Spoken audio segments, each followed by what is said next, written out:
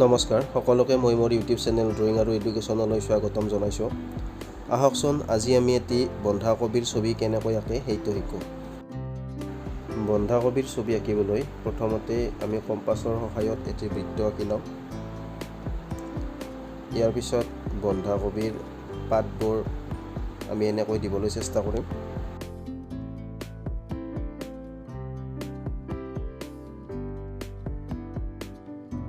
পাতবোৰ দিয়া নিয়মটো ঠিক গোলাপ ফুলৰ পাহি দিয়াৰ নিচিনাই, গতিকে আমি সহজ পদ্ধতিৰে এনেকৈ মই দিবলৈ চেষ্টা কৰিছোঁ।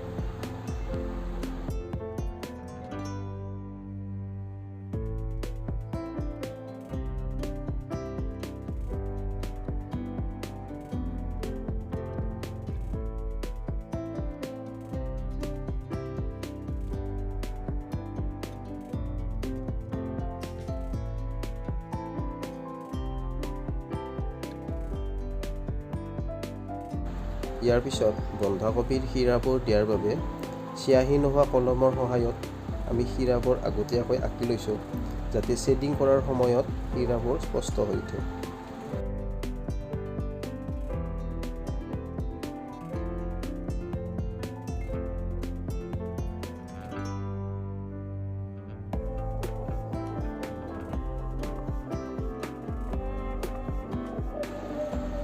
ইয়াৰ পিছত 2B পেঞ্চিলৰ সহায়েৰে গোটেই বন্ধাকবিটো আমি প্ৰথমে শ্বেডিং কৰি ল'ম পাতলকৈ।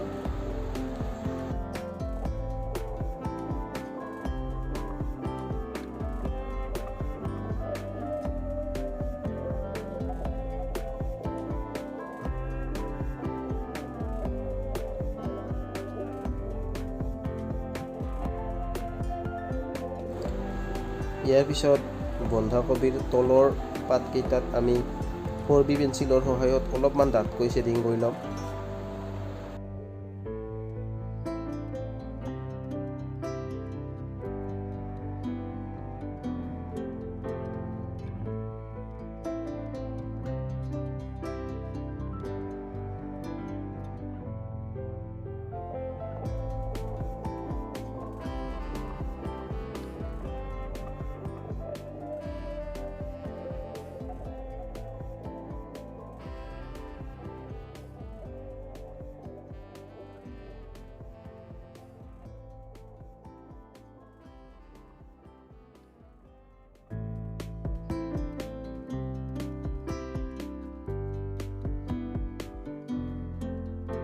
আৰু ওপৰৰ ফালে অলপ পাতলকৈ আমি শ্বেডিং কৰিম, কাৰণ ওপৰৰ ফালে পোহৰ পৰিছে কাৰণে ওপৰ ভাগটো অলপ পাতল হ'ব।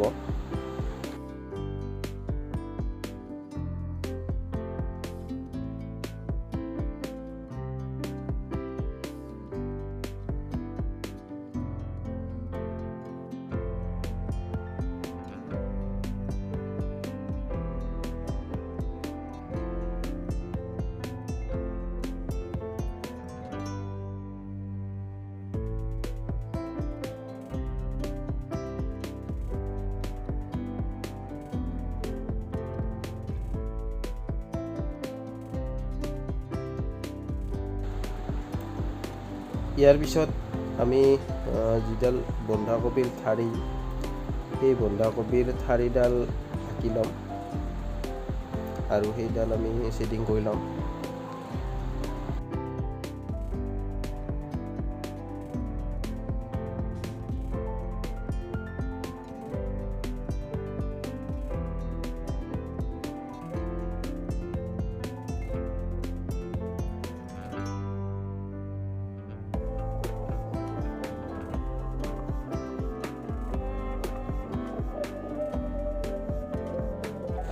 ইয়াৰ পিছত 8B বা 10B পেঞ্চিলৰ সহায়েৰে আমি বন্ধাকবিটোৰ তলৰ অংশখিনি আমি ডাঠকৈ শ্বেডিং কৰিম, যাতে তলৰ ছাঁ পৰা অংশখিনি স্পষ্ট হৈ উঠে। লগতে শ্বেডিং কৰাৰ সময়ত এইটো ধ্যান ৰাখিব লাগিব যাতে যিবিলাক বন্ধাকবিৰ পাত আছে সেইবিলাক স্পষ্ট হৈ উঠে।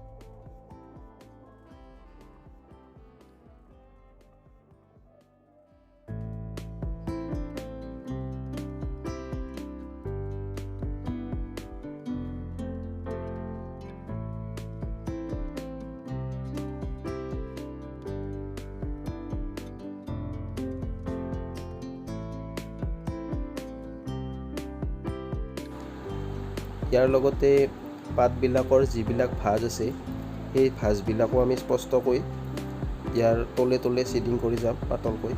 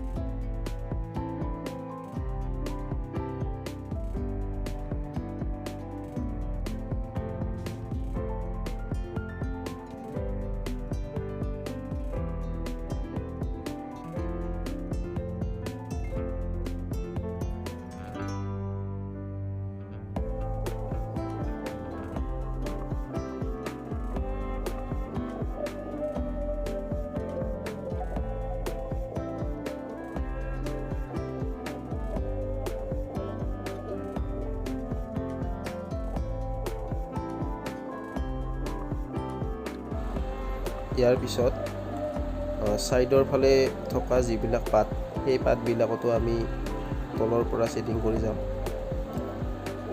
আৰু স্পষ্টকৈ তুলিম।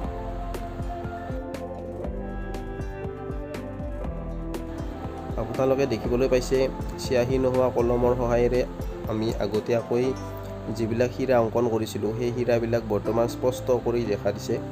ছেডিং কৰাৰ পিছত স্পষ্ট হৈ উঠিছে সেই হীৰাখিনি।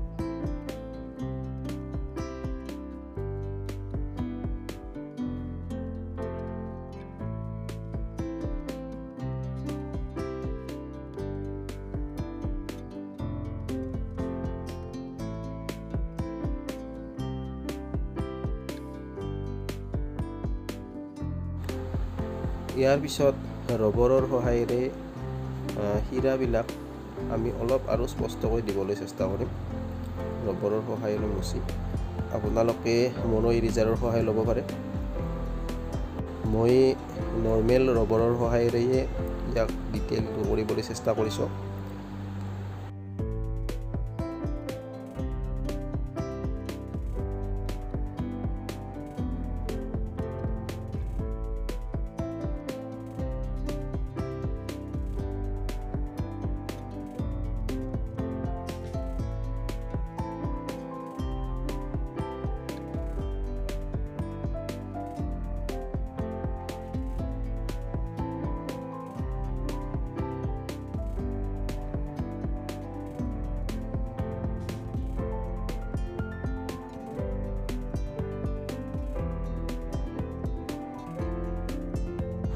ইয়াৰ পিছত হীৰাবোৰৰ তলে তলে অলপ ডাঠকৈ আমি 8B বা 10B পেঞ্চিলৰ সহায়েৰে অলপ আঁচ আঁকি দিম যাতে হীৰাবিলাক স্পষ্ট হৈ উঠে।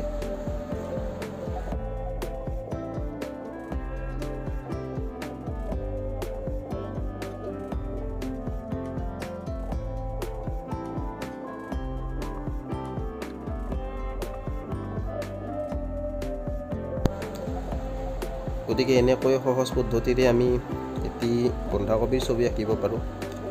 ছাত্ৰ ছাত্ৰীবিলাকৰ হোমৱৰ্কৰ ক্ষেত্ৰত এইটো যথেষ্ট সহায়ক হ'ব। বহু ক্ষেত্ৰতে দেখা যায় যিবিলাক পাচলি আমি কেঁচাই খাব পাৰোঁ সেইবিলাক পাচলিৰ চিত্ৰ অংকন কৰিবলৈ দিয়া হয় আৰু বন্ধাকবি এবিধ তেনে পাচলি যিবিলাক আমি কেঁচাই খাব পাৰোঁ যিটো পাচলি। গতিকে ছাত্ৰ ছাত্ৰীসকলে সহজ পদ্ধতিৰে এনেকৈ বন্ধাকবি অংকন কৰিব পাৰে।